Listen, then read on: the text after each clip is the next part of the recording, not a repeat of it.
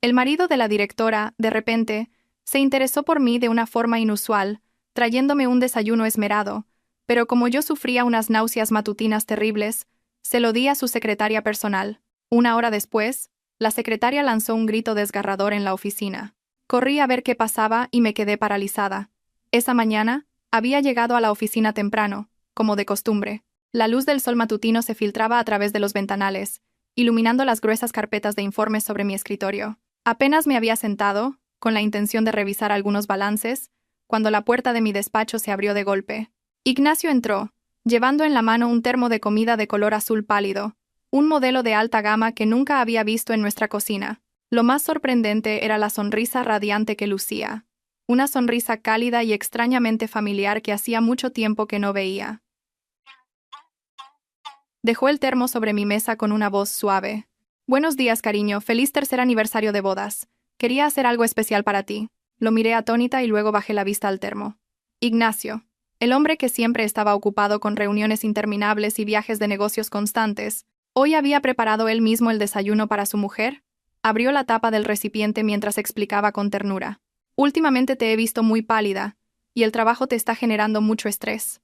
Esta mañana me he levantado temprano para prepararte unos callos a la madrileña, tu plato favorito, para que repongas fuerzas. Cómetelos mientras están calientes. Un vapor denso se elevó, impregnando el aire con el olor característico del guiso de callos con chorizo y morcilla. Si hubiera sido la Valentina de hace medio año, probablemente me habría emocionado hasta las lágrimas ante este gesto tan inusual de atención. Pero, irónicamente, en ese momento, ese aroma se convirtió en mi peor pesadilla. Estaba embarazada de 3 meses en secreto, y las náuseas matutinas me torturaban sin piedad. Cada vez que olía algo fuerte o con un toque animal, mi estómago se retorcía en espasmos, y una oleada de náuseas me subía por la garganta. Contuve el aliento, tragué saliva y forcé una sonrisa. Gracias, Ignacio, qué detalle. Pero es que ya he desayunado una tostada en casa, todavía estoy llena. Ignacio pareció sorprendido por un instante. La sonrisa se le congeló en los labios antes de recuperar rápidamente su compostura habitual. Empujó el termo hacia mí, insistiendo con paciencia. ¿Una tostada? Eso no es nada. Come un poco de esto para coger energía, me he pasado toda la mañana cocinando. No me hagas este feo. Sus palabras sonaban suaves, pero llevaban consigo una presión invisible. Lo miré a los ojos, buscando un atisbo de sinceridad, pero solo encontré una expectación calculadora. Justo cuando estaba debatiéndome sobre cómo negarme sin ofenderle, unos golpes en la puerta me salvaron. Giselle, la nueva secretaria contratada hacía 3 meses, entró con una pila de documentos. Llevaba un vestido de tubo ajustado que realzaba sus curvas, y su rostro, cuidadosamente maquillado, desprendía un aire de seducción y ambición. Dejó los documentos sobre la mesa, lanzó una mirada coqueta a Ignacio, y luego al termo de callos, diciendo con voz melosa: «¡Ay, qué detallista es el señor director! Tan temprano y ya trayéndole a Valentina algo para reponer fuerzas. ¡Qué suerte tienes, Valentina! Con un marido de 10 como este, nadie puede competir». Ignacio la ignoró por completo. Me miró a mí para darme unas últimas instrucciones y salió del despacho. En ese momento, se me ocurrió una idea. Sonreí y empujé suavemente el termo hacia ella, con una voz suave que ocultaba un sarcasmo que, probablemente, nadie notó en ese momento. Acabo de comer y estoy llenísima, y sería una pena desperdiciar el esfuerzo de Ignacio. Giselle, ¿tú has desayunado? Si no, cómetelo tú por mí. Los callos que hace Ignacio están deliciosos, y todavía humean. Giselle abrió los ojos como platos, sorprendida, y luego su expresión cambió a una de júbilo, como si le hubiera tocado la lotería. Miró a Ignacio de reojo, buscando su aprobación, al ver que él no se oponía, sino que permanecía en silencio con una expresión ligeramente contrariada, cogió el termo con entusiasmo. Con un tono salamero, dijo: «Bueno, si insistes». «Muchísimas gracias, Valentina. Me lo comeré todo, no dejaré ni una gota. Seguro que lo que cocina el jefe es un manjar de dioses». Vi a Giselle salir de mi despacho abrazando el termo como si fuera un tesoro, y sentí un inmenso alivio al librarme de la inminente arcada. Intenté concentrarme en el trabajo, pasando las páginas de los informes financieros, pero los números bailaban ante mis ojos, y mi cabeza daba vueltas. Una sensación de inquietud crecía en mi interior, como el cielo que precede a una tormenta, oscuro y pesado. Me serví un vaso de agua tibia y bebí a sorbos pequeños para calmar al bebé que se movía dentro de mí. 3 años de espera, y por fin el cielo se había apiadado de mí, concediéndome esta pequeña vida. Me prometí a mí misma cuidar mi salud y no dejar que los pensamientos negativos afectaran a mi hijo. Aproximadamente una hora después, mientras tecleaba absorta, se oyó un fuerte golpe desde la zona común de trabajo, como si algo pesado hubiera caído al suelo. Inmediatamente después, un grito desgarrador rasgó el silencio de toda la planta. No era un grito de miedo común, sino uno cargado de un dolor extremo, agudo y espeluznante. El corazón se me encogió.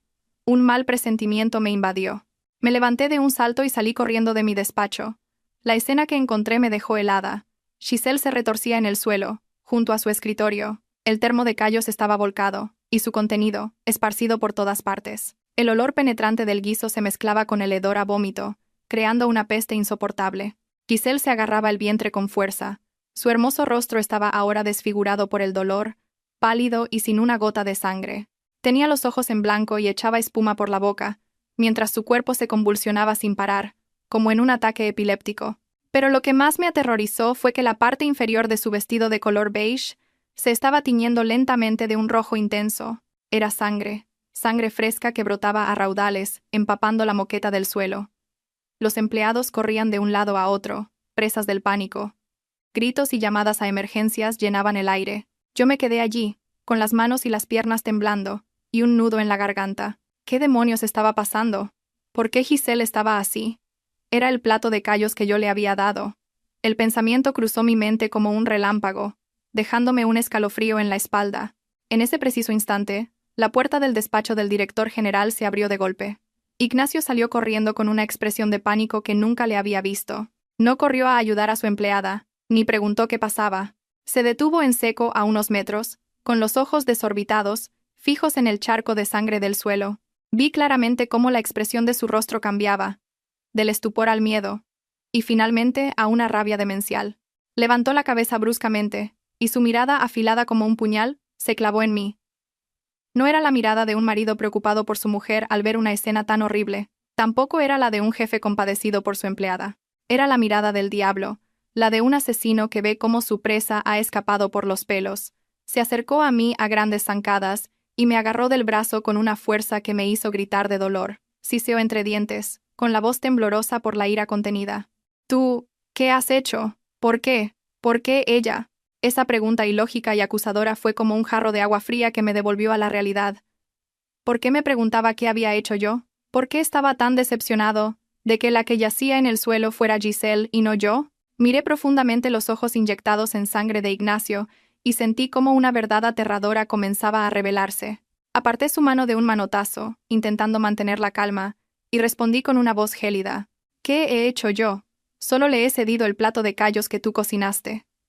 «¿En qué estás pensando, Ignacio? ¿Acaso esperabas que fuera yo la que estuviera en el suelo?» Ignacio se quedó paralizado, como si se diera cuenta de que había hablado de más. Soltó mi brazo, retrocedió un paso, y se pasó la mano por la cara para ocultar su confusión y pánico. El sonido de las sirenas de la ambulancia resonó desde abajo, rompiendo la tensión asfixiante entre nosotros. Los sanitarios subieron rápidamente, colocaron a Giselle en una camilla y se la llevaron. Ignacio corrió tras ellos, pero antes de entrar en el ascensor, se giró para mirarme, con una mirada que todavía destilaba odio y amenaza. Me ordenó. «Tú también tienes que venir al hospital. Esto ha ocurrido por el guiso que le diste. No intentes eludir tu responsabilidad». Vi cómo se cerraban las puertas del ascensor y me tragué las lágrimas. El marido al que una vez amé y en quien confié ciegamente, se había revelado como un completo desconocido, un hombre calculador y malvado. Ese plato de callos, si no hubiera sido por las náuseas y se lo hubiera dado a Giselle, la persona que estaría ahora en un charco de sangre sería yo. Y mi pequeño bebé habría compartido mi trágico destino. Una verdad cruel comenzaba a tomar forma. Ignacio no quería cuidarme. Quería matar a nuestro hijo. O incluso a mí.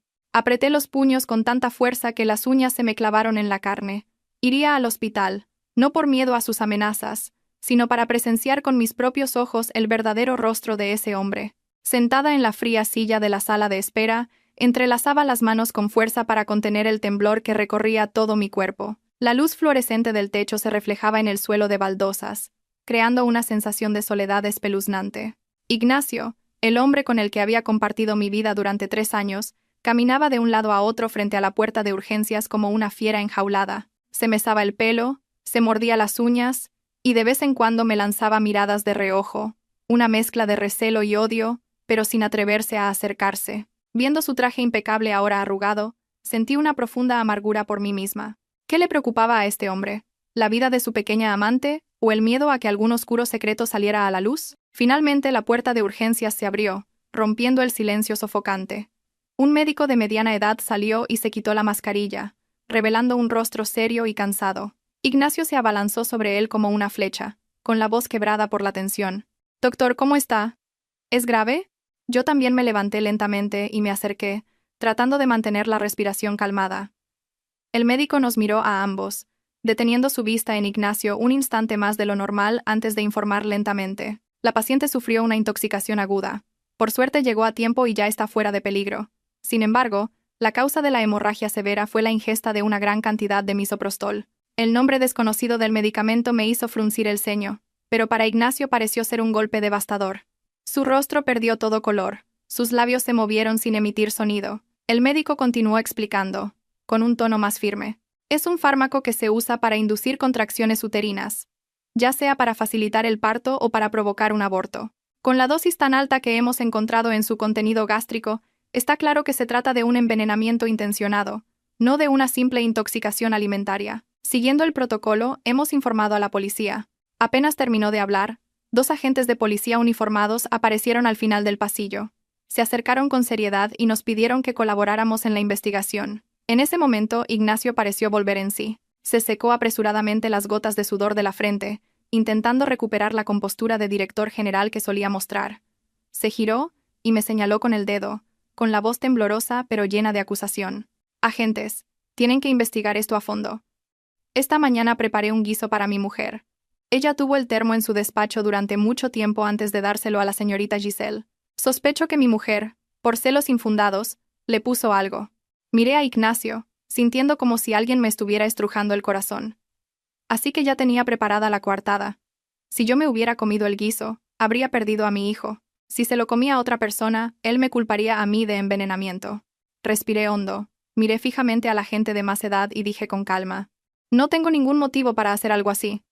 Pueden revisar las cámaras del pasillo, buscar huellas dactilares en el frasco del medicamento si lo encuentran.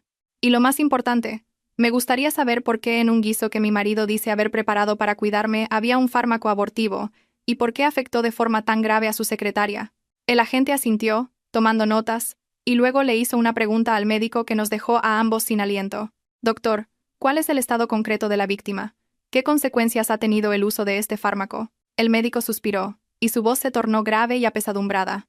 La paciente Giselle estaba embarazada de 6 semanas. Debido a la dosis masiva del fármaco, que provocó contracciones uterinas extremadamente violentas, lamentamos informarles de que el feto no ha podido sobrevivir. El mundo a mi alrededor pareció congelarse. Oí a Ignacio soltar un gemido ahogado. Sus piernas flaquearon y se desplomó en la silla de la sala de espera. Su rostro estaba desencajado, sus ojos abiertos de par en par, fijos en el vacío. Así que era eso. Aquella joven y hermosa secretaria llevaba en su vientre a su hijo, y él mismo, con su plan malvado destinado a su propia esposa, había acabado sin saberlo con la vida de su hijo ilegítimo, de cuya existencia probablemente ni siquiera era consciente.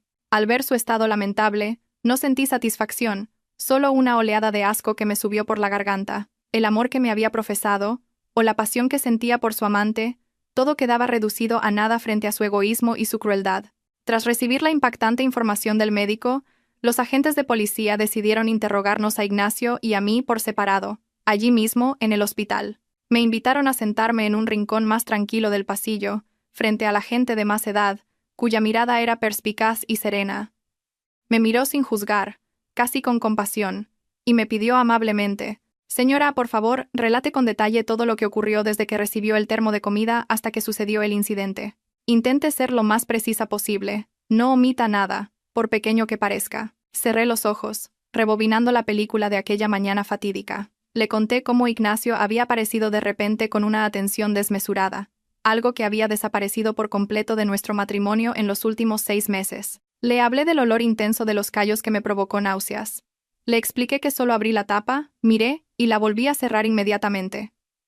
Enfatiqué cada palabra. Desde que dejó el termo en mi mesa hasta que entró la señorita Giselle, no me moví de mi silla ni volví a abrir el recipiente. Estuvo siempre a la vista y completamente intacto. Se lo di a Giselle simplemente porque yo no podía comerlo, y a ella pareció entusiasmarle la idea. Al otro lado del pasillo, Ignacio estaba siendo interrogado por un agente más joven. Él insistía en la pulcritud de su proceso de cocina.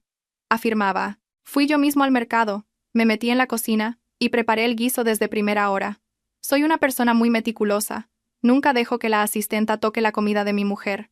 En cuanto terminé, lo metí en el termo y lo traje directamente a la oficina, sin que pasara por las manos de nadie». Ignacio estaba convencido de que esta declaración lo presentaría como un marido ejemplar y, al mismo tiempo, me señalaría a mí como la única sospechosa, la única persona que había estado en contacto con el termo en una habitación cerrada. Pero en su pánico había olvidado algo fundamental. Cuanto más insistía en que él era el único que lo había preparado todo, más se ponía la soga al cuello si se demostraba que el veneno ya estaba en el guiso desde el principio. Cuando la sesión de interrogatorios hizo una pausa, el agente mayor se acercó a su colega, que tomaba notas de la declaración de Ignacio. Intercambiaron unas palabras en voz baja, lanzando miradas furtivas y significativas hacia Ignacio. Él, al notarlo, se puso aún más nervioso. Se levantó de un salto, alzando la voz más de lo normal para disimular su miedo. «Investiguen a fondo. Mi mujer ha estado muy celosa últimamente. No está bien de la cabeza. ¿Quién sabe? A lo mejor echó el veneno cuando yo salí del despacho». Escuché cada una de sus crueles palabras. Qué doloroso. El hombre al que una vez amé más que a mí misma ahora intentaba por todos los medios meterme en la cárcel para salvarse. Me levanté, me acerqué a ellos, miré a Ignacio directamente a la cara y le pregunté con una calma sorprendente: «Ignacio, si crees que fui yo, ¿cuál sería mi motivo? ¿Matar a tu secretaria? ¿O es que tienes miedo de que descubran que ese guiso no era para Giselle, sino para mí?» Ignacio se sobresaltó, sus ojos se movieron nerviosamente, evitando mi mirada. Tartamudeó: «Tú... ¿Qué tonterías dices?» El tiempo pasaba con una lentitud agobiante. Cada minuto de espera de los resultados del laboratorio era una tortura mental. Permanecí sentada en silencio, con la mano apoyada suavemente sobre mi vientre, en un gesto instintivo para proteger al pequeño ser que se encontraba en el ojo del huracán. Finalmente, un técnico forense salió con los resultados en la mano. Anunció con voz grave: «En el borde del termo y en la cuchara, hemos encontrado huellas dactilares de la señora Valentina y de la víctima Giselle, lo que coincide con las declaraciones. Sin embargo, lo crucial es que la sustancia tóxica estaba completamente disuelta en el guiso, impregnando cada trozo de carne y legumbre. Esto demuestra que el fármaco se añadió durante la cocción o inmediatamente después, cuando el guiso aún estaba muy caliente y se removió bien, y no simplemente espolvoreado por encima una vez cerrado el recipiente». Esta conclusión fue como un jarro de agua fría para Ignacio, destrozando por completo la teoría que había intentado construir para culparme. Si yo hubiera añadido el fármaco al recibir el termo en la oficina, no se habría disuelto de manera tan uniforme. El rostro de Ignacio cambió de color, pasando del blanco pálido a un gris ceniciento. Empezó a divagar, perdiendo el control. «No, no puede ser. Seguro que fue Giselle la que se tomó el medicamento. Eso es. Estaba embarazada, quería abortar y se tomó el fármaco antes de comer. Tienen que investigarla a ella, no acusen a un inocente». Miré la patética escena de mi marido, sintiendo una mezcla de risa y pena. El hombre que una vez fue mi orgullo se revelaba ahora como un cobarde, incapaz de asumir las consecuencias de sus actos. Alcé la voz, cortando sus desvaríos con firmeza. «Ignacio, deja de patalear. Si Giselle se tomó el medicamento por su cuenta, ¿por qué estaba también en el guiso? ¿Vas a decir que se lo tomó y luego lo vomitó dentro del termo? ¿Te parece lógica tu explicación?» Ignacio se giró bruscamente, con los ojos inyectados en sangre. «Cállate, ¿tú qué sabrás? Me odias, quieres destruirme y por eso has montado todo este circo. Has sido tú, lo echaste a escondidas cuando no miraba». Su obstinación hizo que incluso los agentes de policía negaran con la cabeza, hastiados. El jefe de los agentes cerró su carpeta y miró a Ignacio con una frialdad glacial. «Señor Ignacio, su declaración y los resultados forenses presentan muchas contradicciones. Necesitamos que nos acompañe a comisaría para aclarar algunos asuntos. Además, solicitaremos las grabaciones de la cámara de su coche y las cámaras de seguridad de la cocina de su casa para verificar el proceso de elaboración que ha descrito». Al oír la palabra cámaras, Ignacio dio un respingo como si hubiera recibido una descarga eléctrica. Yo sabía perfectamente que teníamos una cámara en el salón que apuntaba directamente a la cocina y que su coche tenía una cámara que grababa todos sus trayectos. Esas eran las pruebas que no mentirían. Si realmente había añadido el fármaco al guiso, sin duda habría dejado algún rastro. La mirada de Ignacio vaciló violentamente. Su confianza inicial se había desvanecido por completo, dando paso al miedo desnudo de un criminal ante el banquillo. Sabía que la trampa que le había tendido a su mujer se estaba cerrando ahora sobre su propio cuello. Me levanté, me arreglé la ropa, y miré a mi despreciable marido por última vez antes de que se lo llevaran. Ignacio, una vez dijiste que este guiso estaba lleno de tu amor. Ahora entiendo que, en realidad, tu amor huele a veneno. Por suerte, el destino ha querido que nuestro hijo no comparta la misma suerte que ese pobre bebé. Lo dejé allí, plantado en medio del frío pasillo del hospital, y me marché sin mirar atrás, agradeciendo en silencio a la vida por darme una oportunidad para sobrevivir y buscar justicia para mí y para el hijo que llevaba en mi vientre. Al salir del hospital, no volví a casa, sino que tomé un taxi directamente a la oficina. El cielo estaba gris y plomizo, con nubes oscuras arremolinándose como presagio de una gran tormenta, un reflejo exacto de mi estado de ánimo turbulento. Al entrar en el vestíbulo del edificio, sentí las miradas curiosas y escuché los susurros de los empleados. La noticia de la intoxicación de Giselle se había extendido como un virus. Los rumores eran de todo tipo, pero el más malicioso era el de la jefa celosa que, al saber que su secretaria estaba embarazada de su marido, había intentado envenenarla para darle un escarmiento. Escuchar esas invenciones me dolía como si me clavaran puñales, pero sabía que no podía derrumbarme ahora. Tenía que ser fuerte, mantenerme firme para descubrir la verdad y limpiar mi nombre. Fui directamente a mi despacho y cerré la puerta con fuerza, aislándome de las habladurías del exterior. Poco después, alguien llamó suavemente. Era Lorena, mi asistente de confianza, que había estado conmigo desde los inicios de mi carrera. Entró con el rostro preocupado, pero con una mirada llena de determinación. Dejó un pendrive sobre mi mesa y susurró. Valentina, he hecho lo que me pediste. He extraído todas las grabaciones de las cámaras de seguridad del edificio y del aparcamiento de esta mañana. He encontrado algo muy extraño. Conecté el pendrive al ordenador y las imágenes en blanco y negro aparecieron en la pantalla. Lorena señaló la marca de tiempo.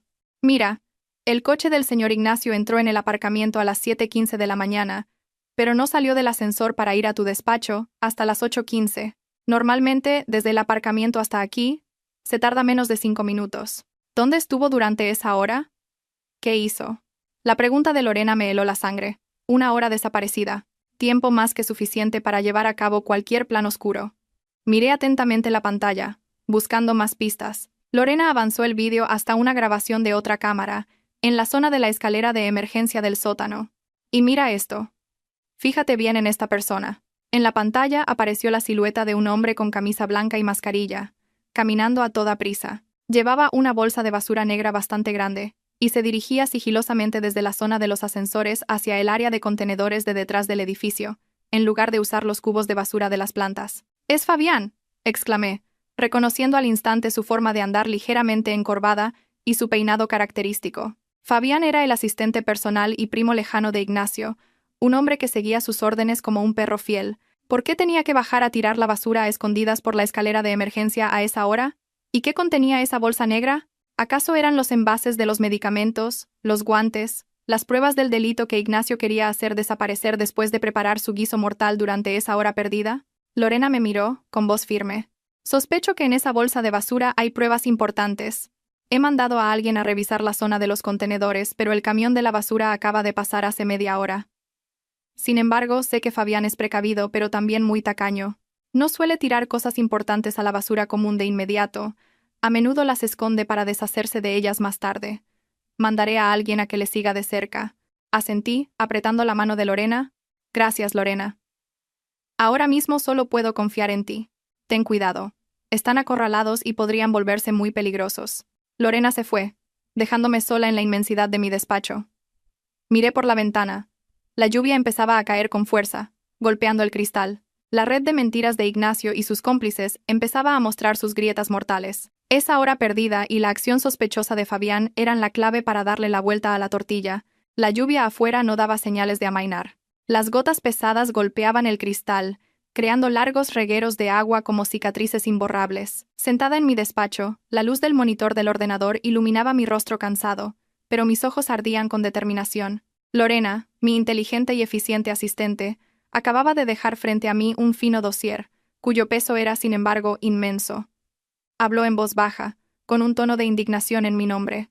«Valentina, mira esto».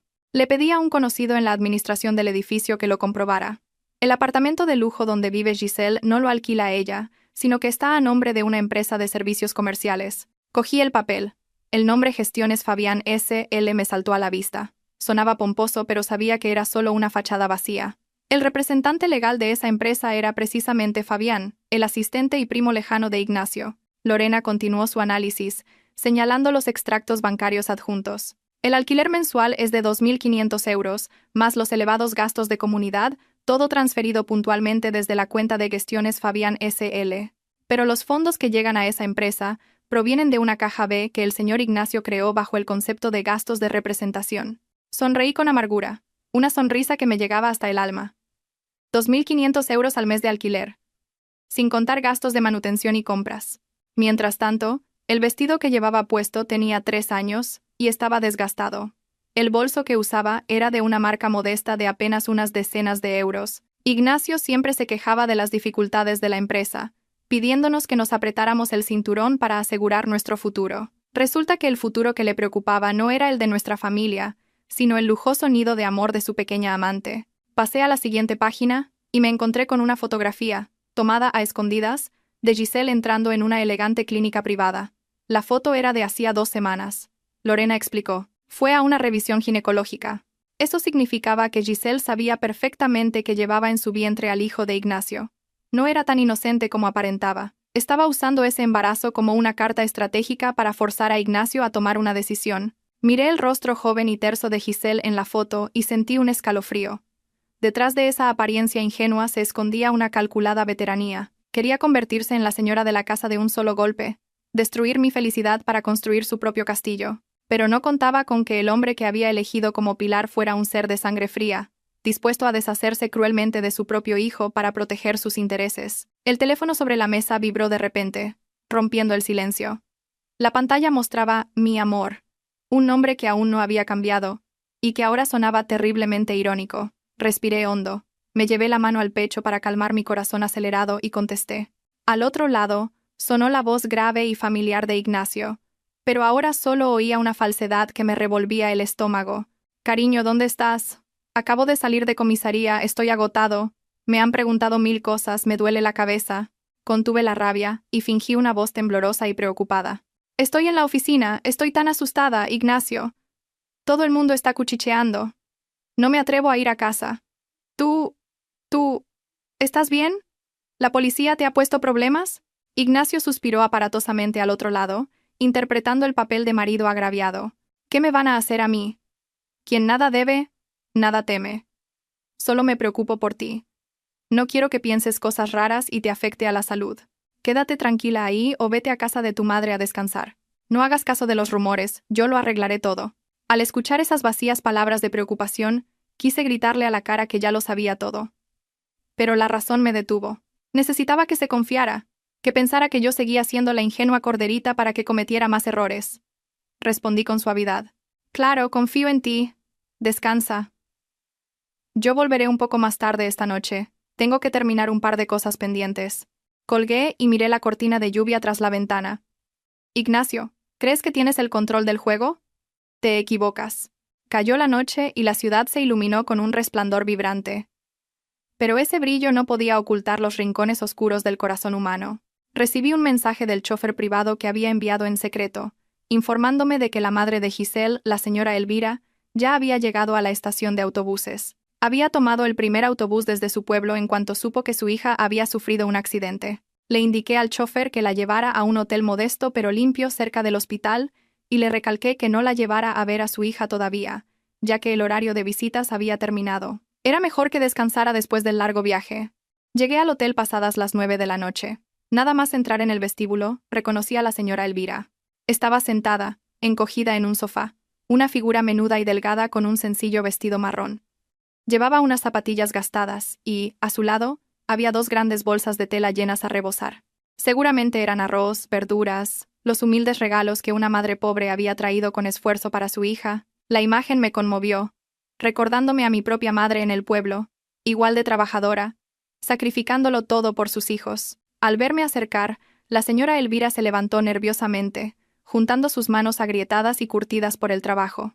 Sonreí, le cogí la mano y le dije con amabilidad: Es usted la madre de Giselle, ¿verdad? Soy Valentina, la jefa de Giselle en la empresa. Supe que venía y quería asegurarme de que estaba bien, de que había comido y tenía dónde descansar.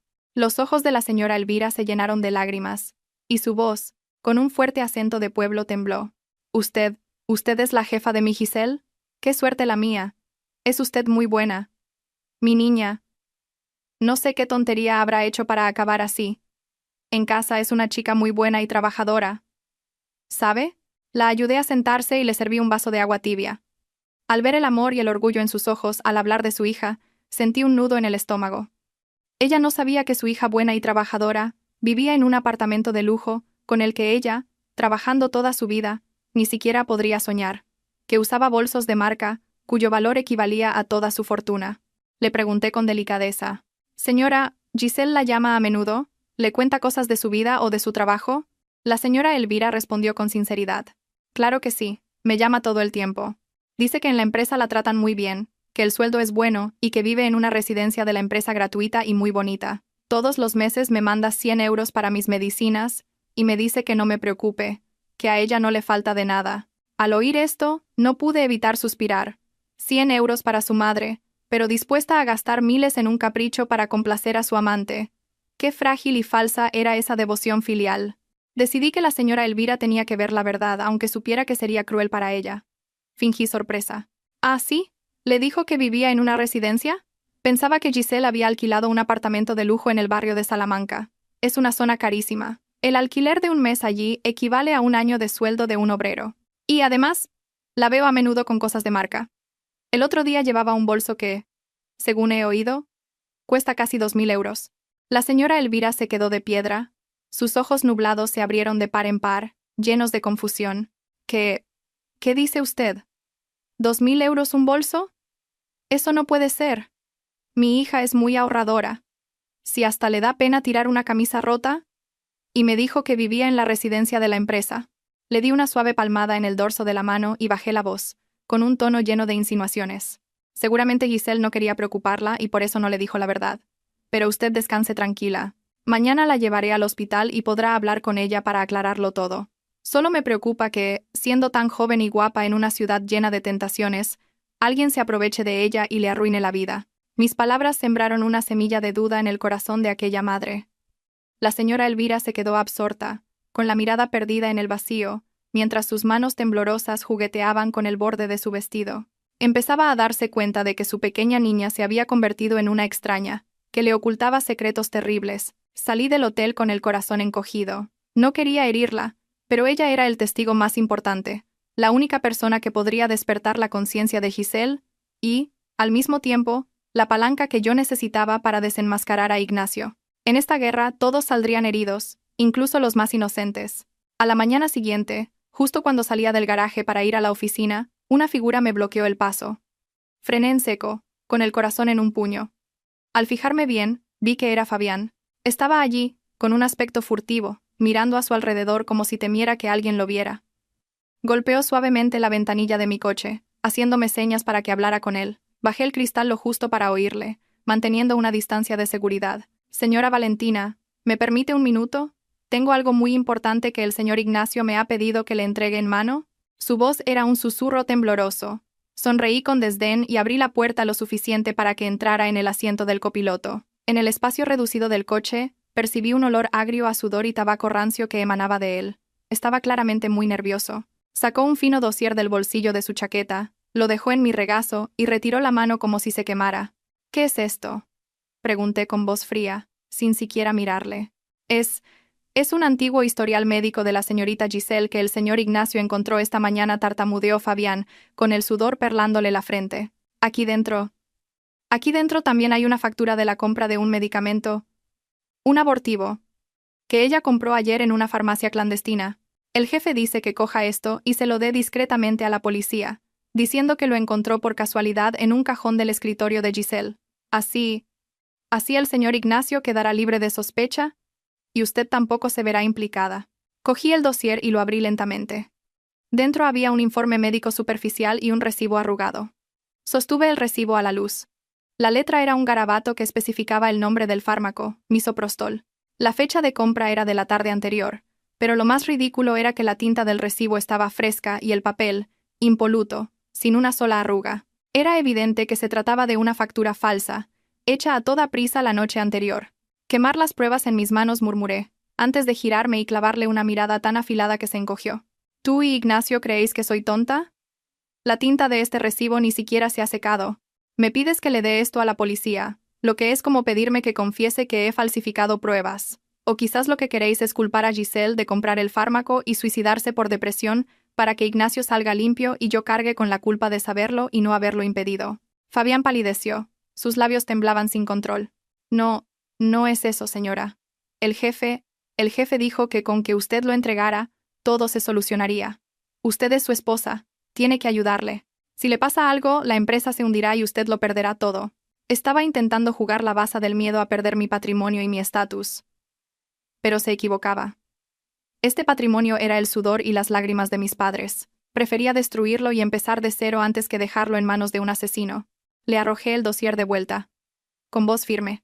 Coge esta basura y lárgate de mi coche ahora mismo. Y dile a Ignacio que si quiere montar una obra de teatro, que contrate a actores más profesionales. Y tú, Fabián, estás siendo cómplice de un asesino. Más te vale preocuparte por tu propio pellejo, no sea que te arrepientas cuando ya estés en la cárcel. Fabián recogió el dossier a toda prisa, abrió la puerta y salió corriendo como alma que lleva el diablo. Viendo su patética figura desaparecer tras una columna de hormigón, supe que Ignacio estaba desesperado. Se estaba ahogando en el fango que él mismo había creado, y cuanto más luchaba, más se apretaba la soga. Esta torpe farsa no solo no lo salvaría, sino que además era una prueba más de la crueldad y la bajeza de un marido y un jefe despreciable. De vuelta en mi despacho, llamé a Lorena inmediatamente.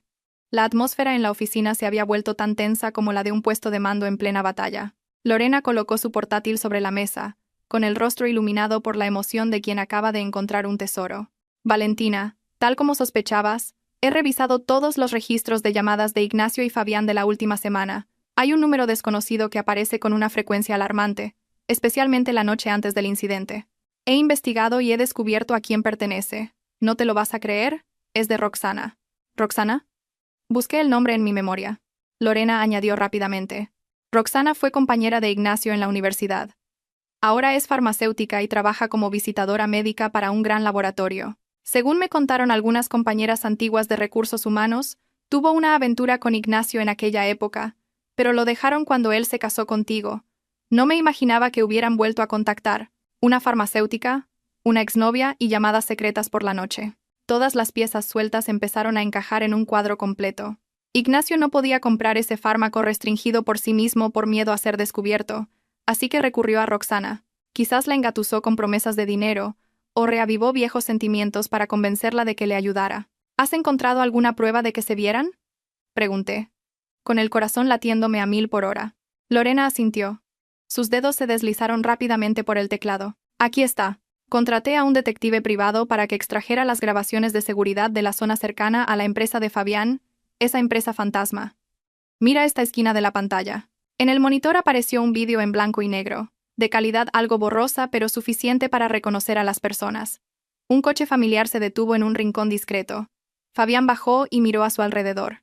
Poco después, una mujer alta con gafas de sol se acercó. Era Roxana. Le entregó a Fabián un pequeño paquete envuelto en papel de periódico. Él lo cogió, se lo guardó rápidamente en el bolsillo, y ambos se separaron a toda prisa. La fecha y hora en la cámara correspondían a la tarde anterior al incidente. Un pequeño paquete envuelto en papel de periódico, murmuré, sin apartar la vista de la pantalla. Ese es el veneno. Roxana es la que le proporcionó el arma a Ignacio. Me giré hacia Lorena con la mirada firme. Lorena, este es el eslabón más débil de su cadena. Roxana tiene estudios, un trabajo estable. Pudo hacer esto por dinero o por amor, pero seguro que no es una criminal profesional. Tendrá mucho miedo si se entera de que corre el riesgo de ir a la cárcel por complicidad en un intento de asesinato. Lorena captó mi idea al instante. ¿Quieres decir que vamos a presionar a Roxana psicológicamente? Asentí con una sonrisa gélida. Exacto. Ignacio está intentando culpar a Giselle, y es muy probable que también tenga un plan para culpar a Roxana, si todo sale a la luz. Dirá que ella le dio el fármaco por su cuenta o que le engañó diciendo que era un suplemento vitamínico. Tenemos que adelantarnos. Me reuniré con Roxana y le mostraré el oscuro futuro que Ignacio le tiene preparado.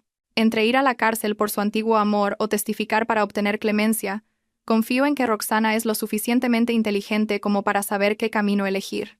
La red estaba tendida y la presa más importante había sido localizada. Sabía que la inminente reunión con Roxana sería una partida de ajedrez mental, pero yo tenía en mis manos los ases que Ignacio no podía ni imaginar. La cruda y brutal verdad estaba a punto de salir a la luz, y quienes siembran vientos, inevitablemente, recogerán tempestades. A la mañana siguiente, el cielo seguía cubierto por un manto gris, como si estuviera a punto de descargar otra tormenta sobre la ciudad. Recogí a la señora Elvira del hotel y la llevé al hospital a ver a su hija. La anciana campesina aún llevaba consigo su vieja cesta de plástico roja, llena de huevos de corral y verduras recién cogidas de su huerto. A mi Giselle le encantan los huevos de las gallinas de casa, me dijo. Dice que los de la ciudad huelen a pescado y no son tan sabrosos. Escucharla me encogió el corazón. El amor de una madre es inmenso como el océano, pero su hija había cambiado ese amor por la vanidad y el lujo de la ciudad. Al entrar en la habitación del hospital, el intenso olor a desinfectante hizo que la señora Elvira arrugara la nariz y dudara antes de entrar. Giselle había sido trasladada a una habitación de planta. Yacía en la cama blanca, pálida y demacrada como una hoja marchita. Al ver a su madre, abrió los ojos de golpe y sus labios secos apenas lograron pronunciar un débil «¡Mamá!». La señora Elvira corrió hacia la cama, dejó la cesta en el suelo y cogió la mano helada de su hija mientras las lágrimas corrían por su rostro. «Hija mía, ¿cómo has acabado así? ¿Por qué te ha pasado esto?». Giselle giró la cabeza, evitando la mirada de su madre, mientras las lágrimas de amargura rodaban por sus mejillas. Pero la señora Elvira, con el instinto de una madre que ha contado cada céntimo, posó la vista en la mesilla de noche. Allí, el carísimo bolso de marca de Giselle descansaba junto a un teléfono de última generación. El contraste entre esos objetos de lujo, la vieja cesta en el suelo y la ropa desgastada de su madre creaba una atmósfera asfixiante. La señora Elvira señaló el bolso con el dedo tembloroso y la voz quebrada. «Ese bolso. La señora Valentina me dijo que costaba 2.000 euros. ¿De dónde has sacado el dinero para comprarlo? Con lo que ganas apenas te da para mandarme algo. ¿Cómo te atreves a derrochar así?». Giselle, aterrorizada, me miró y luego se volvió hacia su madre, negándolo todo. «No es verdad, mamá. Valentina se equivoca. Es una imitación, me costó 20 euros en el mercadillo. No hagas caso de lo que dice la gente». Yo estaba de pie, apoyada en la puerta, observando en silencio aquella torpe actuación. Me acerqué lentamente a la cama, puse una mano sobre el hombro de Giselle y le susurré al oído con una voz baja pero lo suficientemente cargada de amenaza como para infundirle un miedo atroz. «¿Crees que Ignacio vendrá a verte? Está demasiado ocupado intentando demostrarle a la policía que fuiste tú la que compró el medicamento. Si este bolso es auténtico o falso, tú y él lo sabéis mejor que nadie. Deja de mentirle a tu madre». Giselle se quedó helada, mirándome con los ojos desorbitados. El miedo se apoderó de ella. Comprendió que yo lo sabía todo, y, lo que es más importante, que el hombre en quien había confiado su vida la estaba abandonando como a un objeto inservible. La señora Elvira, al ver temblar a su hija, pensó que era por el dolor y empezó a masajearle las manos, susurrándole palabras de consuelo. Al ver la escena, no sentí satisfacción, solo una profunda tristeza. La cruda verdad tendría que salir a la luz tarde o temprano, y la persona que más sufriría no sería la culpable, sino la inocente madre que amaba a su hija con todo su corazón. Me senté en una silla apartada, fingiendo mirar el móvil para darles espacio, pero en realidad observaba cada cambio en el estado de ánimo de Giselle. Antes de sentarme, dejé deliberadamente el dossier que Fabián me había dado por la mañana sobre la mesilla, junto al bolso de Giselle. Lo dejé entreabierto, de modo que se viera una esquina del recibo falso de la compra del misoprostol. Conocía la curiosidad de Giselle y sobre todo sabía que en su estado de ansiedad, cualquier pista relacionada con Ignacio sería un clavo ardiendo al que aferrarse. Y así fue. En cuanto la señora Elvira se dio la vuelta para servir agua, Giselle vio el dossier. A escondidas, lo cogió y lo hojeó rápidamente. Vi cómo sus hombros delgados se sacudían al ver el recibo con su nombre. Su rostro pasó de pálido a blanco como la cera. Reconoció la letra, el nombre del medicamento y, lo más importante, la oscura intención detrás de ese trozo de papel. Ignacio, el hombre que le había prometido un futuro, ahora estaba falsificando pruebas para convertirla en la asesina de su propio hijo. La fe ciega se derrumbó en un instante, dejando tras de sí un abismo de desesperación. En ese momento, la puerta se abrió y entró el médico con una enfermera. Revisó el historial y miró a Giselle con compasión. El ambiente se volvió pesado. El médico suspiró y con voz grave anunció: «La familia debe prepararse. Debido a la sobredosis, que provocó contracciones severas y una hemorragia prolongada. El útero ha sufrido daños graves. Hemos hecho todo lo posible, pero su capacidad para ser madre en el futuro es prácticamente nula. La noticia cayó como un rayo. La señora Elvira se desplomó en el suelo, llorando desconsoladamente. «Dios mío, no. Mi hija es tan joven. ¿Por qué el cielo es tan cruel con ella?» El llanto de la anciana era un lamento desgarrador. Giselle, inmóvil en la cama, miraba el techo con los ojos vacíos, sin derramar una lágrima. El dolor había superado su capacidad de sentir. Sin hijo, sin posibilidad de ser madre, traicionada por su amante. Todo se había derrumbado a la vez, destrozando su vida. Me acerqué para ayudar a levantar a la señora Elvira, con el corazón encogido. Miré a Giselle y vi en sus ojos vacíos los restos de sus sueños rotos. Me incliné de nuevo hacia ella y le susurré con una voz fría pero llena de amargura. ¿Lo ves? Este es el precio de robarle el marido a otra. El precio de esos bolsos de lujo. Es muy caro. No solo te ha arrebatado a tu hijo, sino también tu futuro como madre. ¿Todavía quieres protegerle? Giselle giró la cabeza y me miró. Sus labios se movieron y en sus ojos brilló un odio profundo. Salí del hospital con el alma en vilo y conduje hasta el lugar que había acordado con Roxana. Era una cafetería discreta en un callejón, elegantemente decorada y, lo más importante, con un sistema de cámaras de seguridad que grababa cada rincón con claridad. Elegí una mesa en una esquina desde donde podía ver la entrada sin perder la privacidad. Removí mi zumo de naranja, intentando calmar mi mente antes de la tormenta que se avecinaba. A la hora acordada, apareció Roxana. Entró con el aire sofisticado y altivo de una mujer de éxito.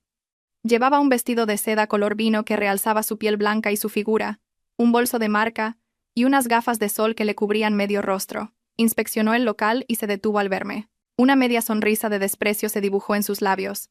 Se acercó, se sentó frente a mí con arrogancia y se quitó las gafas, revelando unos ojos afilados y maquillados con esmero. «Hola», Valentina dijo, con una voz dulce pero afilada. No me esperaba que la esposa modelo y formal citara a la ex de su marido en un sitio como este. ¿Para qué me buscas?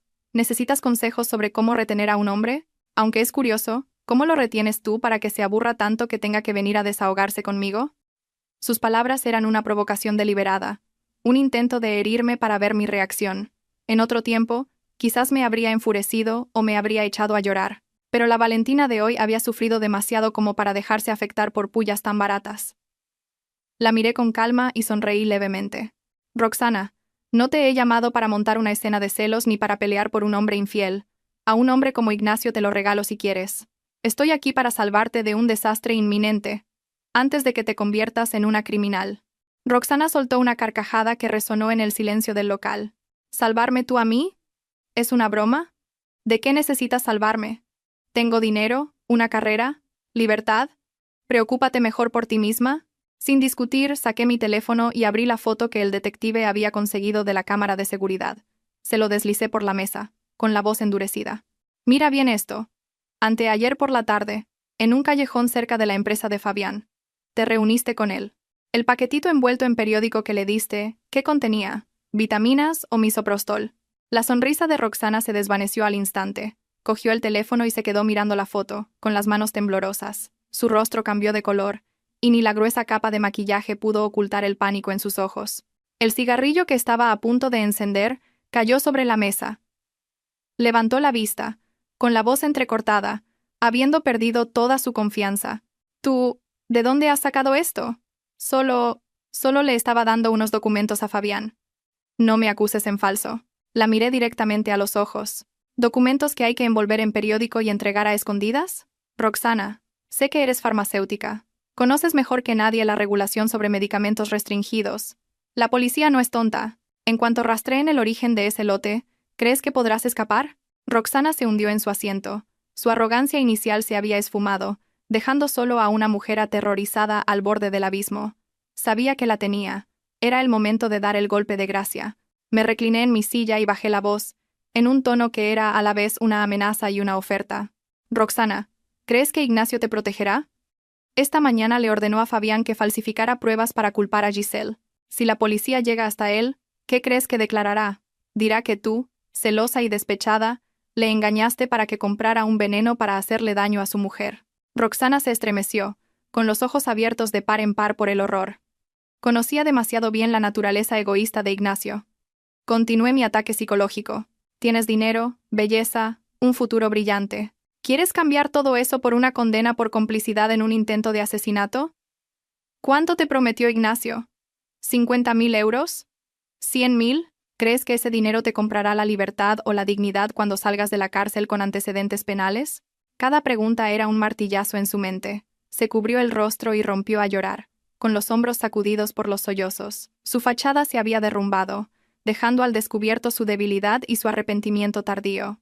Yo no quiero ir a la cárcel, sollozó. Solo pensé que era un abortivo normal.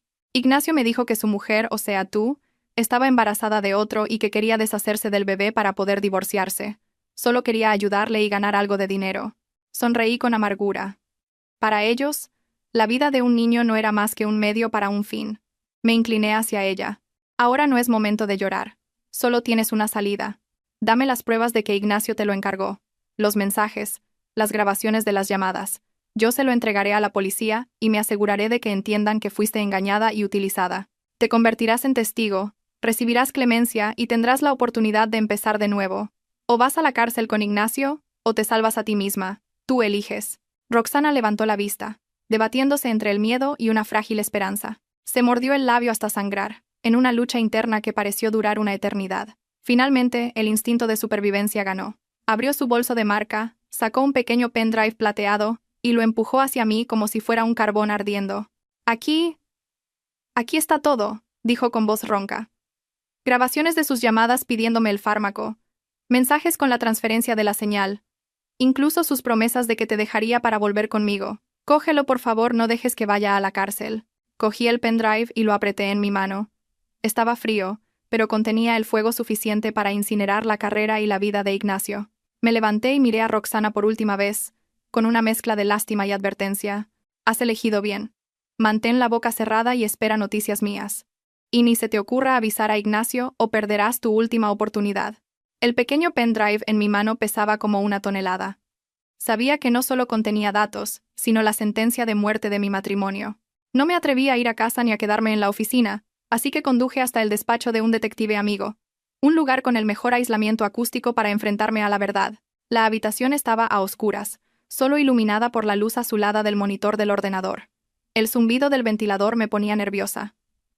Al insertar el pendrive, mis manos temblaban tanto que fallé 2 veces. Apareció una carpeta con archivos de audio y capturas de pantalla de mensajes, meticulosamente organizados por fecha por Roxana. Era evidente que ella también se había preparado por si Ignacio la traicionaba.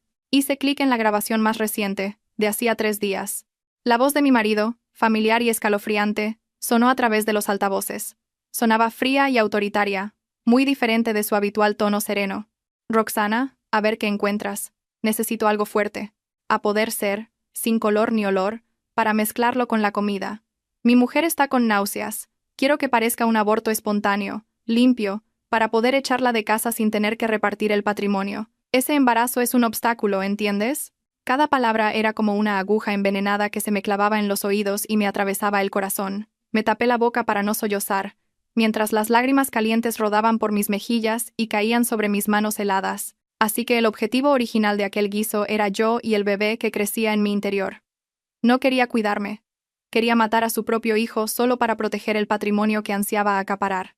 Que Giselle se lo comiera fue un accidente, una ironía del destino que nos salvó la vida a mí y a mi bebé. Luego, escuché la grabación de la llamada entre Ignacio y Roxana después de que Giselle fuera hospitalizada. La voz de Ignacio estaba llena de pánico y crueldad. Cállate la boca y no digas tonterías. Échale toda la culpa a Giselle. Di que se compró ella misma el medicamento. Yo me encargaré de la policía. Como se te ocurra decir algo sobre mí, te arrepentirás. Recuerda, si yo caigo, tú tampoco vivirás tranquila. La amenaza descarada y la falta de responsabilidad me produjeron un asco profundo. El hombre que amé, con quien compartí mi vida durante 3 años, era un demonio disfrazado de humano, dispuesto a sacrificar a su amante y a una vieja amiga para salvar su puesto y su falso honor. Copié todos los datos en 3 dispositivos diferentes. Envié una copia a un correo electrónico secreto, otra a mi abogado, y guardé el original en mi bolso. Me quedé mirando la pantalla apagada del ordenador, puse la mano sobre mi vientre y le susurré a mi bebé. Cariño, perdóname por haber elegido mal a tu padre. Pero no te preocupes, no dejaré que nadie te haga daño nunca más. Mañana mismo, Haré que el culpable pague por cada una de nuestras lágrimas. Mi dolor se transformó en un odio frío y duro. Sabía que no había vuelta atrás, y no quería darla. En la empresa la tensión se palpaba en el aire.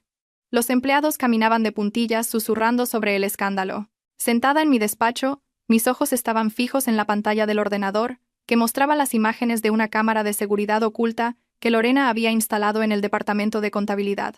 Fabián estaba allí, caminando de un lado a otro como un animal enjaulado, con la camisa empapada en sudor.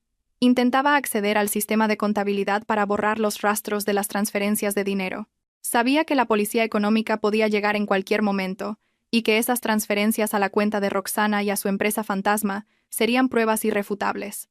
Sin embargo, Fabián no sabía que Lorena y mi equipo de informáticos de confianza habían tomado el control del sistema la noche anterior. Cada intento de borrar datos era bloqueado, y el sistema guardaba una copia de seguridad y me enviaba una alerta.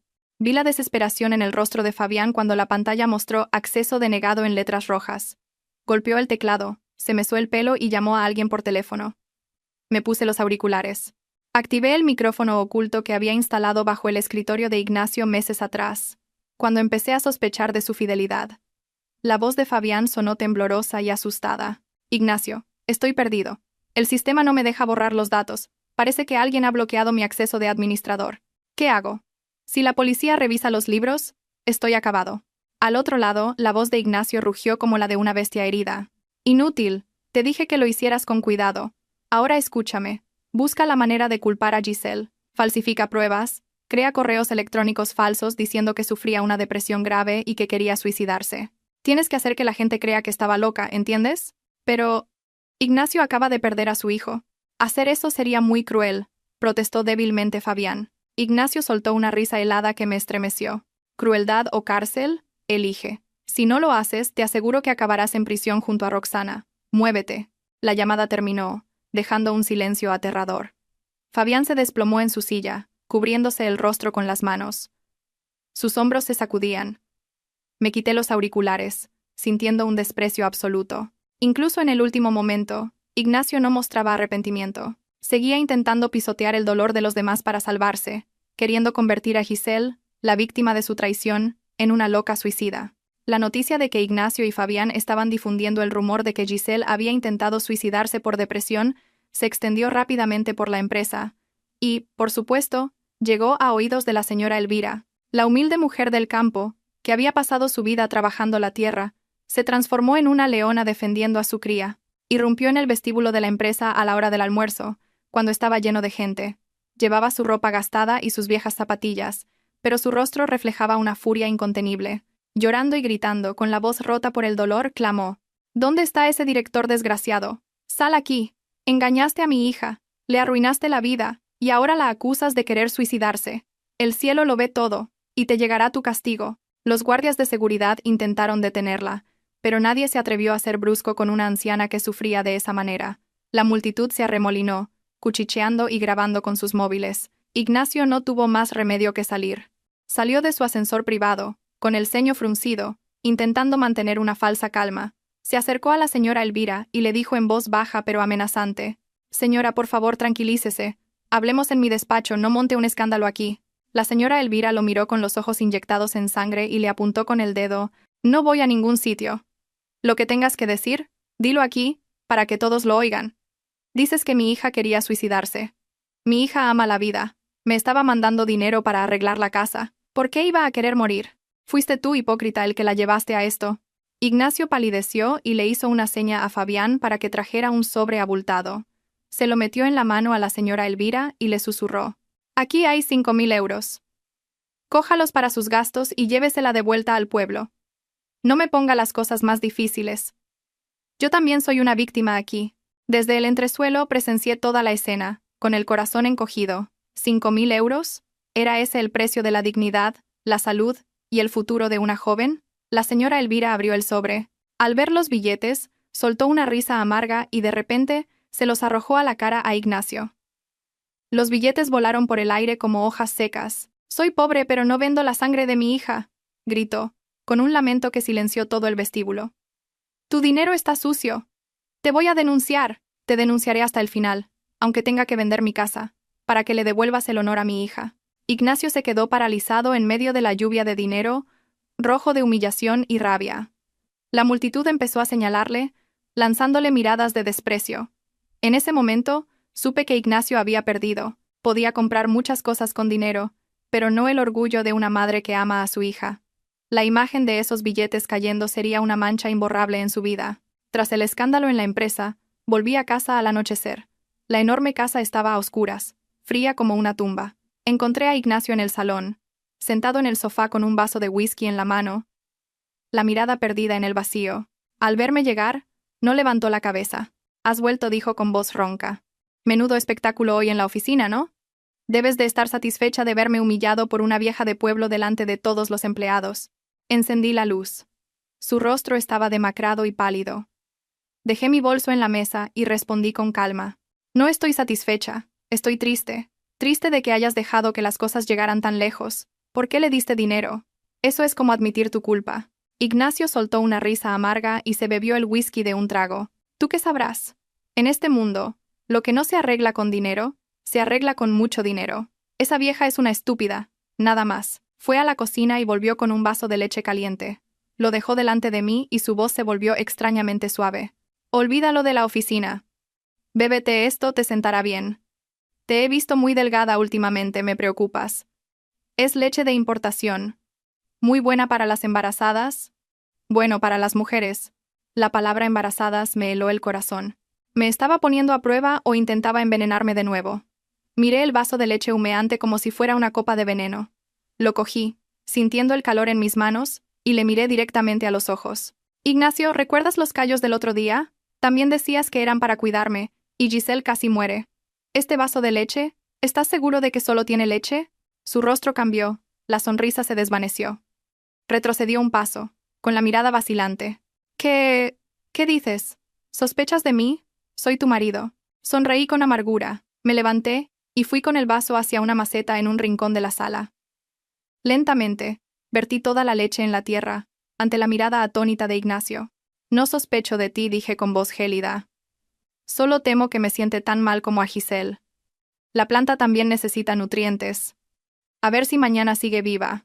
El sonido del vaso al chocar contra la mesa fue seco y rotundo. Ignacio me miró fijamente. En sus ojos ya no había falsedad, sino puro terror. Lo sabía. Sabía que yo lo sabía todo. La farsa del matrimonio feliz había terminado.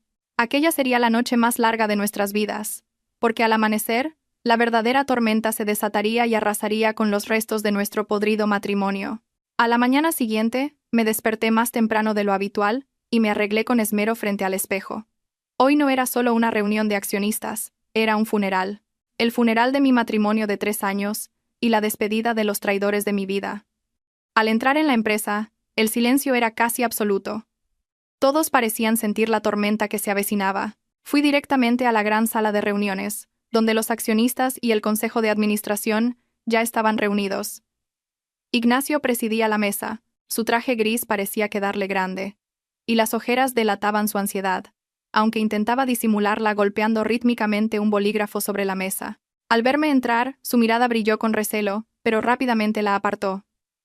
Carraspeó y le hizo una seña a Fabián para que comenzara la reunión. El tema principal era la aprobación de un proyecto de resort ecológico, un proyecto que Ignacio había presentado como una oportunidad de oro, pero que yo sabía que era una tapadera para desviar fondos de la empresa a sus sociedades fantasma y vaciar las arcas antes de nuestro divorcio. Fabián presentó el proyecto con voz temblorosa, sudando a pesar del aire acondicionado. Los accionistas cuchicheaban, algunos fruncían el ceño ante las cifras inverosímiles. Cuando llegó el momento de la votación, Ignacio se levantó, intentando sonar firme. «Señores, esta es una oportunidad única. Propongo que confíen en la visión de este consejo y aprueben la resolución». Justo cuando iba a levantar la mano para votar, me levanté lentamente. El sonido de mi silla arrastrándose por el suelo captó la atención de todos. Miré a Ignacio fijamente y dije con voz calmada pero glacial: «Un momento, señor director, señores accionistas. Antes de hablar de cómo gastar el dinero de la empresa, creo que deberíamos hablar de la integridad moral y la capacidad legal de quien lo gestiona». Ignacio golpeó la mesa. «Valentina, esto es una reunión estratégica, no un patio de colegio para airear tus problemas personales. No me inmute. Ignacio, que tengas una aventura y un hijo fuera del matrimonio es un asunto personal. Pero que uses el dinero de la empresa para mantener a tu amante, crear empresas fantasma para blanquear capitales y, lo que es más grave, comprar sustancias ilegales para hacer daño a otros, es un asunto legal que concierne a la supervivencia de esta compañía. Los accionistas aquí presentes tienen derecho a saber si su dinero está en manos de un director general o de un presunto delincuente. La sala estalló en un murmullo de asombro. Ignacio, pálido, me señaló, temblando sin poder articular palabra. Antes de que pudiera reaccionar, le hice una seña a Lorena para que conectara mi portátil al proyector. La gran pantalla detrás de Ignacio se iluminó. Primero, los extractos bancarios que mostraban las transferencias a las cuentas de Giselle y de la empresa de Fabián, cifras de cientos de miles de euros resaltadas en rojo. Luego, las capturas de pantalla de los mensajes entre Ignacio y Fabián. Los accionistas, incluso los que antes le apoyaban, negaban con la cabeza, con miradas de decepción e ira. Esto es solo una prueba preliminar de la malversación, dije, y la parte más terrible aún está por llegar. Hice clic en el archivo de audio que me había dado Roxana. La sala quedó en un silencio sepulcral. La voz inconfundible de Ignacio resonó, cruel y fría.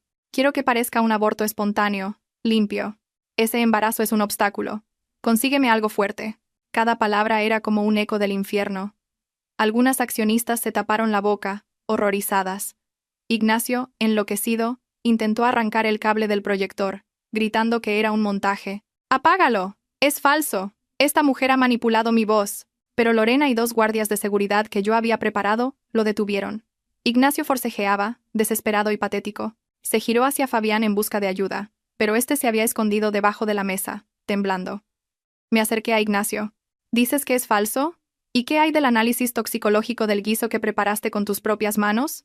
¿Y la declaración de Roxana, tu ex a la que utilizaste para conseguir el fármaco? Nadie te ha tendido una trampa, Ignacio. Tu propia codicia y tu maldad han cavado tu tumba. Me volví hacia los accionistas. Señores, tengo todas las pruebas y testigos. Ya he enviado copias a la policía. Propongo la destitución inmediata del señor Ignacio como director general para facilitar la investigación y proteger la reputación de esta empresa. Un aplauso tímido comenzó y rápidamente se convirtió en una ovación. Ignacio se deslizó por la pared hasta el suelo, derrotado. Su carrera, su honor, todo se había derrumbado en una sola mañana. Justo cuando los aplausos cesaban, las puertas de la sala se abrieron de par en par. Dos agentes de la Policía Nacional entraron, seguidos de Roxana, con el rostro oculto tras unas gafas de sol, y mi abogado. La aparición de Roxana fue el golpe de gracia. Ignacio la miró, incrédulo. Roxana, ¿tú qué haces aquí? Un agente se acercó a Ignacio y dijo con voz firme, Ignacio García, queda detenido por un presunto delito de lesiones y tráfico de sustancias farmacéuticas nocivas, mientras otro agente se dirigió a Fabián, que se había acurrucado en un rincón. Al ver al policía, Fabián rompió a llorar, presa del pánico. Yo no sé nada. Fue Ignacio, él me obligó a todo. A falsificar los papeles, a deshacerme de las pruebas. Yo solo obedecía órdenes. Lo confesaré todo, por favor, déjenme en paz. La rápida y cobarde traición de Fabián dejó a Ignacio atónito. Tú, traidor, siseó. Pero antes de que pudiera decir más, el chasquido metálico de las esposas silenció sus palabras. Las manos que habían firmado contratos millonarios y acariciado mi pelo ahora estaban atrapadas en un frío aro de metal. Al pasar a mi lado, Ignacio se detuvo. Valentina, ¿desde cuándo planeabas esto? ¿Por qué has sido tan cruel? Fuimos marido y mujer. Lo miré, sin sentir nada más que un vacío inmenso. Me acerqué y le susurré al oído. Desde que me trajiste ese plato de callos. Desde que intentaste matar a nuestro hijo. ¿Yo cruel? Comparado con intentar envenenar a tu mujer y a tu hijo, mandarte a la cárcel es hasta un acto de piedad. Adiós, exmarido. Ignacio bajó la cabeza y salió de la sala, con la espalda encorvada, solo y patético. La puerta se cerró, pero el eco de su detención permaneció en la mente de todos. En la fría sala de interrogatorios de la comisaría, Ignacio, demacrado y con el traje arrugado, se enfrentó a las pruebas irrefutables, las declaraciones de Roxana y Fabián, los análisis toxicológicos y las grabaciones de audio no dejaban lugar a dudas. Se derrumbó, admitiendo haber comprado el fármaco para hacerme daño y quedarse con el patrimonio. Sin embargo, insistió en que lo de Giselle fue un accidente, que no sabía que estaba embarazada. Lo juro, no sabía que estaba embarazada. Sollozó. Me dijo que tomaba la píldora. Solo era una aventura. No soy tan estúpido como para dejar que tuviera consecuencias. Si lo hubiera sabido, la habría obligado a abortar mucho antes. Sus palabras eran tan frías y crueles que hasta el inspector frunció el ceño. Para Ignacio, la vida de un niño no era más que un problema que había que eliminar. El inspector deslizó un informe por la mesa. Usted dice que no lo sabía, pero la ciencia no miente. Este es el resultado del análisis del feto. Confirma al 99,99% que era su hijo biológico. Y por cierto, era un niño. Ignacio cogió el papel, temblando. Sus ojos se clavaron en las palabras relación de paternidad confirmada. ¿Un niño? ¿Era un niño?, murmuró, antes de golpear la cabeza contra la mesa y soltar un grito de dolor animal. Lloraba, pero no por arrepentimiento, sino por la pérdida del heredero varón que tanto ansiaba. Su familia siempre había despreciado a las mujeres, y una de las razones por las que me odiaba era porque asumía que mi bebé sería una niña.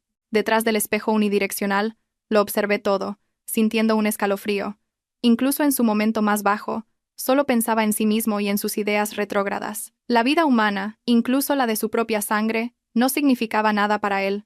Afortunadamente, ese pobre niño no tuvo que nacer para llamar padre a un hombre como él. Me di la vuelta y salí de allí, agradeciendo al cielo por haber protegido a mi hija. Giselle recibió el alta una semana después. Los médicos le dijeron que había salvado la vida, pero que nunca podría ser madre. Como su apartamento de lujo estaba precintado por la investigación, la señora Elvira tuvo que llevarla a una habitación de alquiler húmeda y estrecha en las afueras. Antes de que volvieran al pueblo, fui a visitarlas. El olor a moho me recibió en la puerta. En la diminuta habitación, Giselle estaba sentada en un rincón, con el pelo revuelto y los ojos vacíos, una sombra de la mujer elegante que fue. La señora Elvira guardaba ropa vieja en una bolsa de tela. Al verme, se secó las lágrimas. Señora Valentina, ya nos vamos. No queremos molestarla más. Mi hija, ya sabe que ha hecho mal.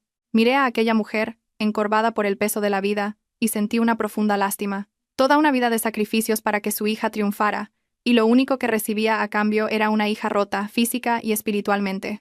Dejé un sobre grueso sobre una mesa de plástico. La señora Elvira se negó a cogerlo. No, por favor, con que no la denuncie ya es una bendición. Este dinero pesa demasiado. Le cogí las manos y se lo puse en la palma. Cógalo, por favor. No es caridad.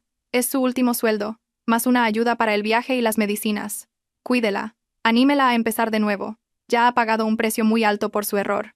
La señora Elvira rompió a llorar. ¡Qué desgraciada soy!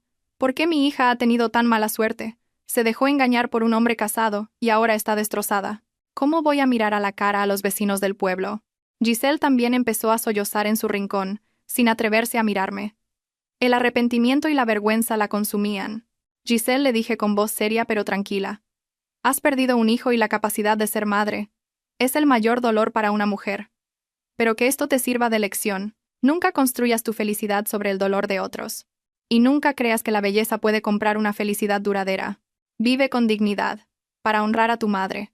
No dejes que vuelva a llorar por ti. Un taxi las esperaba.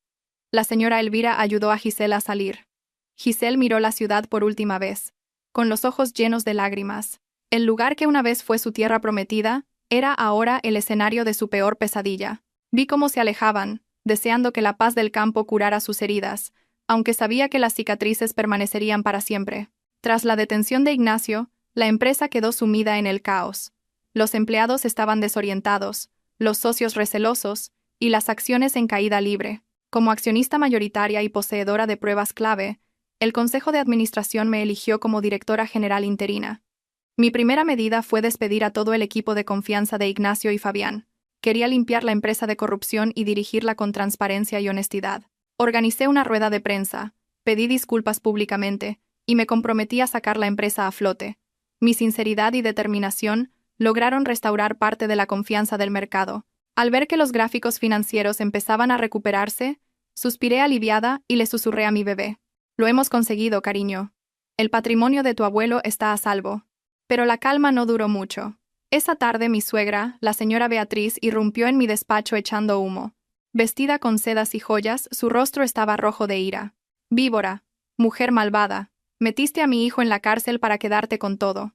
Mi hijo es un buen hombre, es incapaz de matar a nadie. Tú le tendiste una trampa. Con calma le pedí a mi secretaria que saliera y cerrara la puerta. Miré a la mujer a la que una vez llamé madre, ahora convertida en una suegra ciega y cruel. Le ofrecí un vaso de agua. Cálmese. ¿Dice que su hijo es un buen hombre? ¿Tan bueno como para comprar veneno para matar a su propio nieto? La señora Beatriz se quedó sin palabras, pero insistió. No le calumnies. Él no sabía que la otra estaba embarazada. Fue un error. Los hombres son así. Como su mujer, deberías haber sido más comprensiva. No meterle en la cárcel. ¿No tienes corazón? Su descaro me superó. Cogí mi tableta y le mostré el vídeo de la confesión de Ignacio y las grabaciones con Roxana. Le di al play. La voz de su hijo resonó, clara y cruel. Quiero que parezca un aborto espontáneo. Ese embarazo es un obstáculo. A medida que escuchaba, el rostro de la señora Beatriz se descompuso. Vio a su hijo perfecto revelarse como un monstruo. Cuando el vídeo terminó, se desplomó en el sofá, temblando.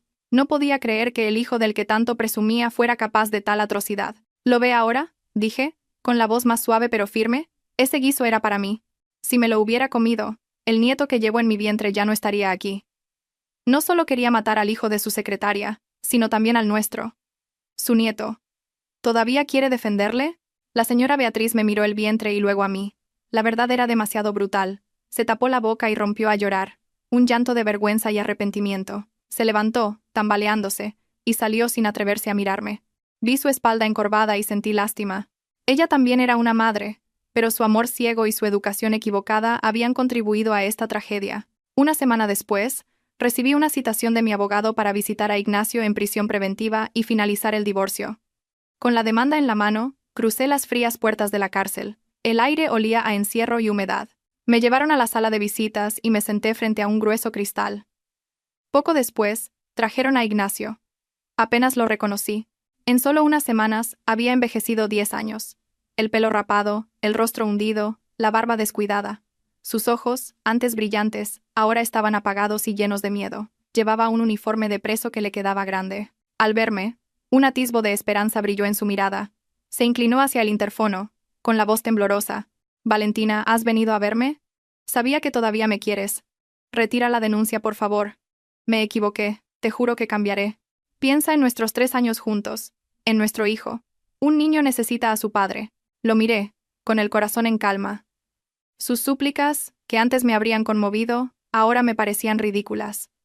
Utilizaba a nuestro hijo como escudo, el mismo hijo al que intentó matar. Deslicé la demanda de divorcio y un bolígrafo por la ranura. Firma. El amor se acabó el día que intentaste envenenarme. Y mi hijo no necesita un padre que intentó matar a su madre. No te mereces ser padre. Ignacio cogió el papel, temblando. Miró las palabras demanda de divorcio, y las lágrimas cayeron sobre el folio. «Valentina, por favor. No quiero perderlo todo. Empezaré de cero. Os compensaré. No seas tan cruel», lo interrumpí, con voz firme. «Deja de actuar. No lloras por arrepentimiento, sino por la vida de lujo que has perdido. Firma ya, o tendré que usar las pruebas de la malversación de fondos. Entonces, no serán 12 años, sino 20. Al oír eso, dejó de llorar. Sabía que no bromeaba. Cogió el bolígrafo y firmó con una letra temblorosa y torcida, como su propia vida. Recogí el papel. Nuestro matrimonio había terminado con una firma en una fría sala de visitas. Me levanté. «Reintégrate. Espero que cuando salgas aprendas a ser una persona decente. Adiós para siempre». Me di la vuelta, dejando atrás sus débiles y desesperados gritos.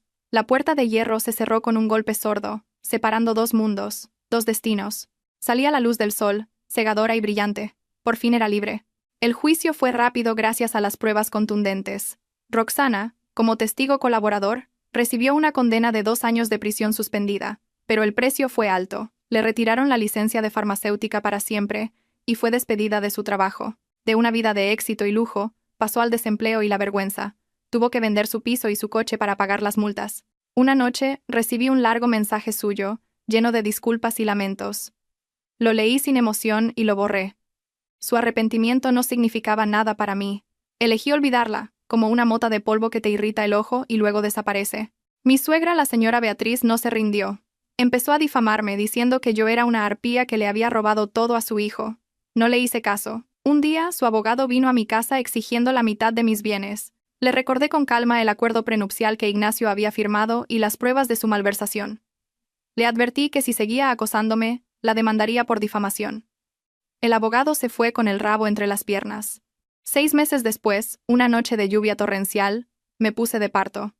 En el hospital, mientras el dolor me desgarraba, Recordé aquel otro día en ese mismo pasillo. Aquel día fue de terror y muerte. Hoy era de esperanza y vida. Tras un parto difícil, el llanto de mi bebé llenó la sala. Enhorabuena. Es una niña. 3,2 kilos. Y es preciosa, dijo la matrona. Me la pusieron en el pecho. Las lágrimas de felicidad brotaron de mis ojos. Mi hija estaba aquí, sana y salva. La llamé Aurora, un nombre sencillo que encerraba todos mis deseos para ella, una vida de paz. Un pensamiento me estremeció. Si aquella mañana no hubiera sido por las náuseas, este momento sagrado nunca habría existido. El destino, a veces cruel, a veces milagroso, se había llevado una vida para salvar otra. El día de la sentencia, no fui al juzgado. Vi las noticias en casa, con Aurora en mis brazos. Ignacio fue condenado a 12 años de prisión. En la pantalla, parecía un hombre roto. No sentí nada al verlo, ni alegría, ni pena, solo un inmenso alivio. Mi pasado se cerró con el martillo del juez. 2 años después. La empresa, bajo mi dirección, florecía. Yo estaba en mi despacho, en la planta 20, contemplando la ciudad. Aurora, convertida en un torbellino de 2 años, entró corriendo en mis brazos. Era mi motor, la cura para todas mis heridas. Sonó mi teléfono. Era un mensaje de Mateo, un socio de negocios amable y respetuoso que conocía mi historia. Hola Valentina, soy Mateo. ¿Os apetece a ti y a Aurora una excursión este fin de semana? Conozco un sitio precioso en el campo. Leí el mensaje y sonreí. Miré a mi hija, jugando felizmente. La felicidad no es un destino, sino un viaje. Había sufrido, pero no por ello había cerrado mi corazón. Le respondí, gracias Mateo, nos encantará. Envié el mensaje y abracé a Aurora. El cielo estaba de un azul intenso, sin nubes. El pasado se había disipado, dando paso a la cálida luz del presente. Después de la tormenta, siempre sale el sol.